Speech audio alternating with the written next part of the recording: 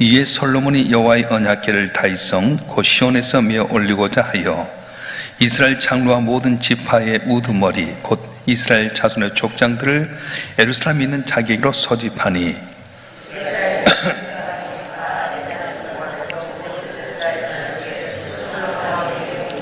이스라엘 장로들이 다 이름의 제상들이 궤를 매니라.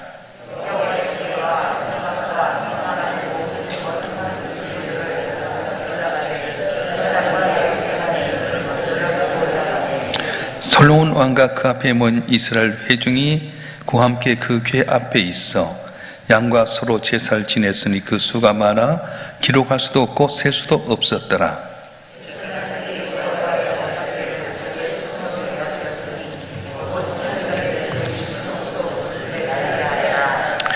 그룹들이 그 궤 처소 위에서 날개를 펴서 궤와 그 채를 덮었는데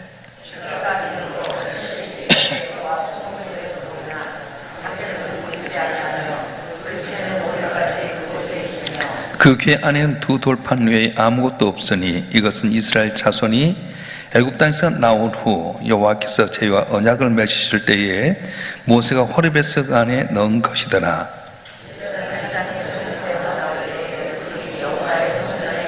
다 같이요. 제사장이 그 구름으로 말미암아 능히 서서 섬기지 못하였으니 이는 여호와의 영광이 여호와의 성전에 가득함이었더라. 아멘. 솔로몬은 왕이 되자 두 가지 것을 계획하게 됩니다. 하나는 일천 번제를 드려야 되겠다는 계획과 또 성전을 건축해야 되겠다는 그런 계획을 세우게 됩니다. 그리고 마침내 그 일천 번제를 드림으로 말미암아 하나님 앞에 놀라운 감동을 받게 되고 전무후무한 은혜를 받아서 지혜로운 왕이 되게 됩니다. 그리고 이제 두 번째는 솔로몬이 성전을 건축하게 되는데 솔로몬이 성전을 지을 때는 왕이 된 지 4년째 되던 해 10월 그러니까 기원전 966년 2월에 기초석을 쌓게 됩니다. 그리고 7년 6개월 동안 성전을 건축해서 기원전 959년 8월에 성전 건축이 완공이 되게 됩니다. 마침내 이 감격적인 봉헌식을 하게 되는데 오늘 이 열왕기상 8장은 성전 건축하고 봉헌식을 하는 내용인데 1절부터 11절까지는 언약궤를 안치하는 내용이 있고요 21절부터 12절부터 21절까지 찬송하고 22절부터 26절까지 봉헌사를 하고 또 27절부터 53절까지 봉헌 기도를 하며 54절 61절까지 국민을 위한 왕의 축복기도 내용이고 62절은 봉헌 제사를 드린 그런 내용입니다. 이때가 이제 성전 봉헌식을 할 때가 초막절이었는데 초막절은 약 일주일 동안 7일 동안 하게 되면서 이 초막절과 더불어서 성전 봉헌식을 하는데 또 7일 동안 하면서 14일 동안에 걸쳐서 초막절과 더불어서 봉헌식을 하게 됩니다. 오늘 본문의 1절부터 11절까지는 이제 언약궤를 안치하는 내용인데 성전의 의미는 반드시 법궤가 있어야 됩니다. 성전 처음에 광야 생활 때 이제 그 이름을 뭐라고 했냐면 회막이라고 그렇게 했습니다. 그래서 이렇게 텐트를 쳤는데 나중에는 이 회막이 일반 회막과 다르게 하기 위해서 이것을 성막이라고 부르게 되고요. 가나안 땅에 들어가서 이제 솔로몬 때는 영관 건물로 성전이라고 하는 건물을 짓게 됩니다. 그래서 솔로몬이 지었던 성전을 제1성전 솔로몬 성전 그렇게 이야기합니다. 그러다가 바빌론에서 나라가 망하게 되고 바빌론 포로로 잡혀가게 될 때 이 성전이 많이 부서졌어요. 그래서 70년 만에 돌아오게 하리라 하는 말씀대로 포로 잡혀간 지 이제 60년 되던 해에 이곳에 돌아서 수룹바벨이 성전을 재건하게 되는데 제2성전 수룹바벨 성전 그렇게 이야기하게 됩니다. 그러다가 이제 계속해서 이 성전이 어렵게 되는 상황 가운데서 나중에 이제 헤롯이라고 하는 사람이 로마가 온 세계를 점령하게 될 때 이분 이두메 사람이었어요. 유대인이 아닌데 그분이 분봉왕이 되어서 유대를 이끌어가게 될 때 유대인들이 말을 듣지 않습니다. 그래서 이 헤롯 왕이 랍비를 불러서 이야기합니다. 이 유대인들이 내게 인정하려면 어떻게 해야 되겠느냐? 그래서 랍비들이 하는 말이 성전을 지어주십시오.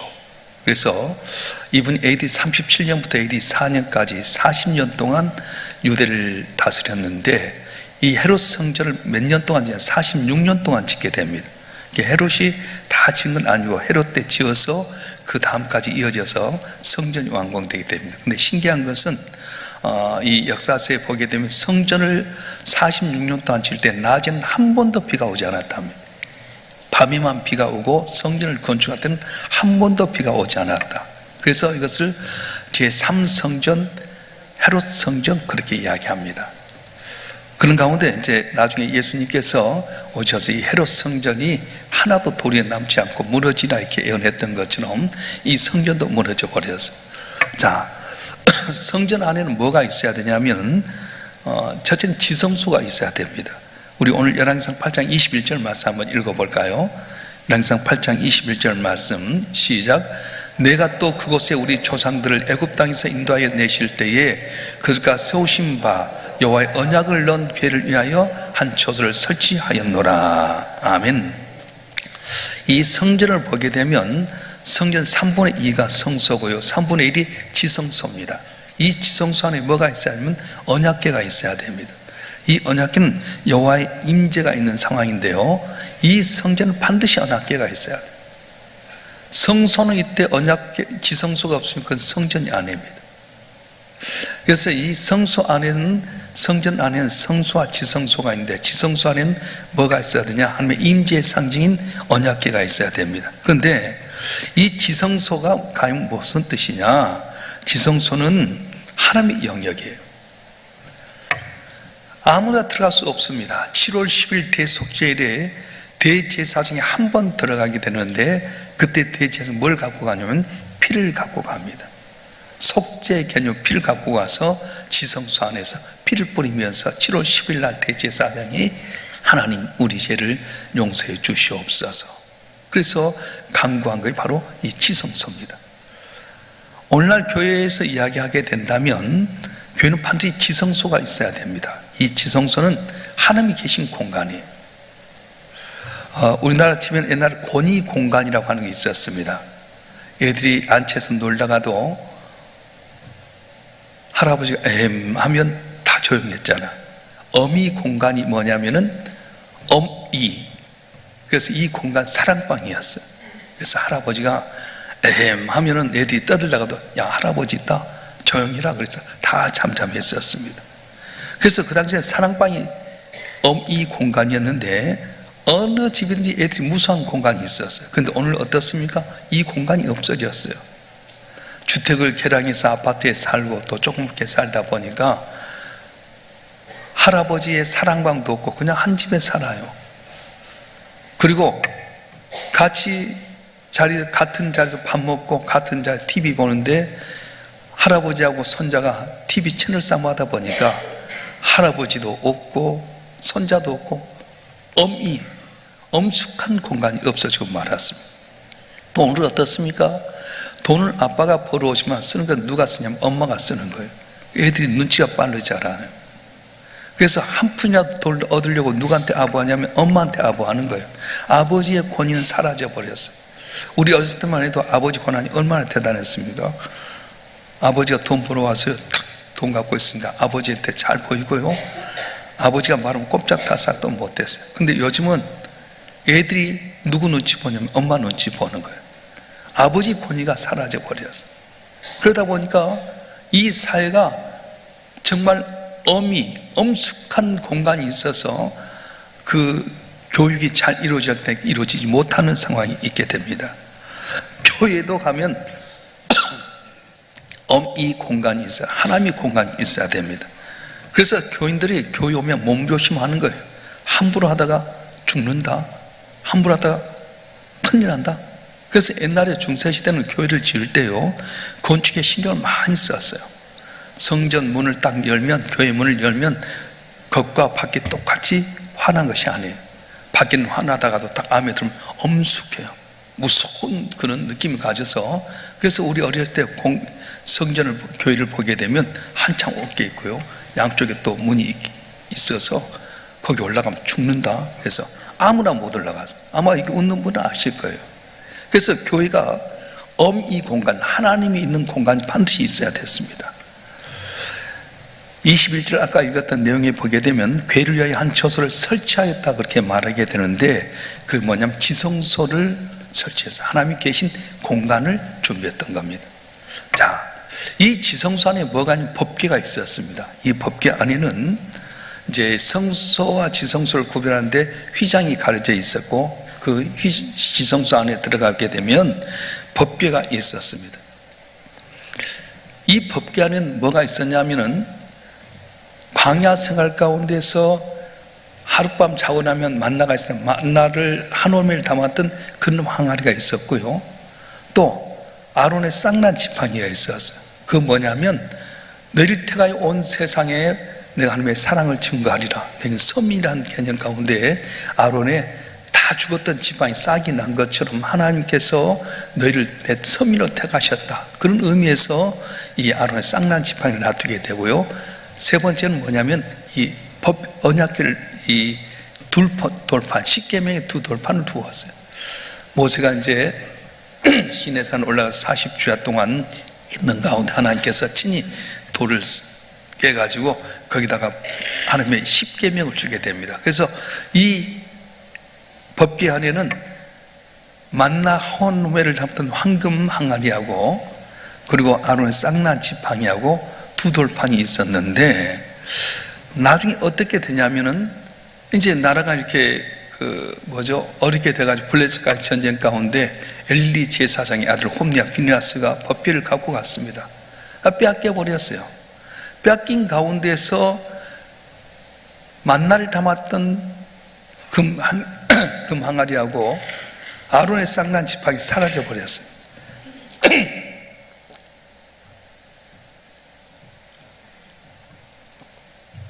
십계명이 적힌 두 돌판 무거웠는지 모르지만은 엘리 제사장 때 빼앗겼던 이 법궤 가운데 아론의 쌍난 지팡이 또 만나를 담았던 항아리가 분실돼 버렸어요. 그러다가 나중에 이제 바빌론의 포로가 되어가지고 이렇게 갔다 오는 동안 중에 십계명도 없어져 버렸어요. 법궤를 분실하고 말았어요. 교회는 반드시 하나님 임재한 상징인 언약궤가 있어야 됩니다. 하나님 임재해야 돼요.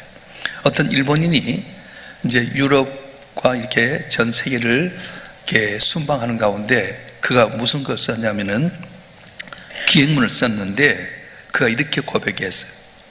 유럽이나 영국 교회는 오래전에 하나님께서 다녀가신 것 같았다. 오늘날 미국은 조금 전에 하나님께서 지나가셨던 것 같다. 아시아는 하나님이 지금 계신 것 같다. 무슨 뜻이냐면 유럽과 영국은 교회를 크게 지었습니다. 그런데 하나님 없이 하다 보니까 오래전에 하나님이 계시다가 가보니까 좀 텅텅 썰렁하더라. 미국 교회는 그래도 아직까지 하나님이 계셨던 온기가 남아서 조금 전에 지정한 것 같더라. 오늘날 아시아 교회는 성령 충만해가지고 교회가 보는 걸 보니 하나님 지금 계신 것 같더라. 그렇게 고백을 했습니다. 하나님이 계셔야 그것이 성전이고 교회입니다. 아무리 신자들이 많이 모였을지라도 하나님이 안 계시면은 그것은 성전도 교회도 아닙니다. 이게 바로 교회의 필수적인 요건이에요. 자, 하나님이 없는 교회 몇 가지 특징이 있는데, 그것은 먼저는 첫째 하나님께 대한 예배보다도 프로그램이 많다는 겁니다. 그래서 현대교회가 이 프로그램 때문에 예배를 소홀히 해버려요. 예배가 가장 중요한데 이 프로그램을 하다 보니까 예배는 간단하게 해버리고 프로그램 집중하다 보니까, 행사에 집중하다 보니까 교회가 교회다운 능력을 나타내지 못하고 있다, 그렇게 표현하고 있고요. 두 번은 갈등이 있습니다. 하나님이 계시다면 어떻게 큰 소리가 나겠어요? 근데 교회가 다툼이 있고 갈등이 있는 이유는 뭐냐면 하나님이 안 계시다는 거지 않겠습니까? 우리가 이제 이렇게 신문 같은 데 보면 교회가 둘로 나눠가지고 똑같은 공간에서 오전에는 어떤 목사파가, 오후에는 장로파가 이렇게 싸운 교회냐 말이죠. 진정한 교회는 예배가 살아있어야 된다.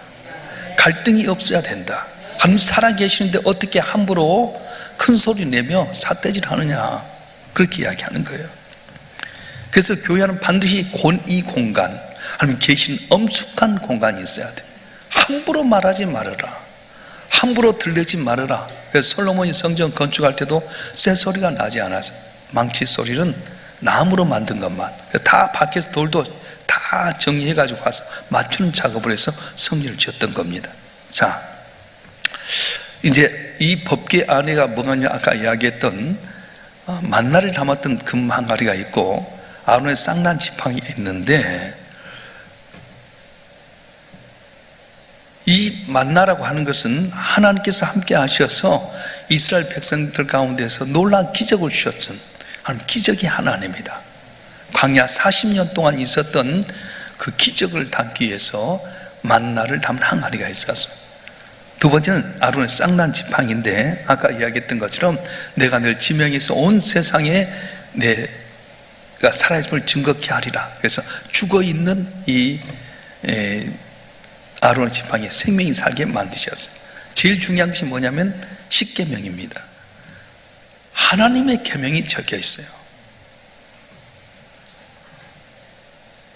그래서 이 법궤를 솔로몬이 시온성에서부터 시작해가지고 있던 법궤가 마침내 솔로몬의 성전을 오게 됩니다. 솔로몬의 성전을 오게 되는데, 이 솔로몬은 알다시피 모리아산, 또 아라우난 타작마당, 그것이 바로 솔로몬이 지었던 성전의 자리예요. 근데 이 법궤를 운반하는 과정 속에 보니까 오늘 8장 9절을 보면 법궤 속에서 두 가지 성물이 사라져 버렸어요. 만나를 담았던 항아리가 없고요, 아론의 쌍난 지팡이 없어졌어요. 한번 읽어볼까요? 열왕기상 8장 9절 말씀, 시작.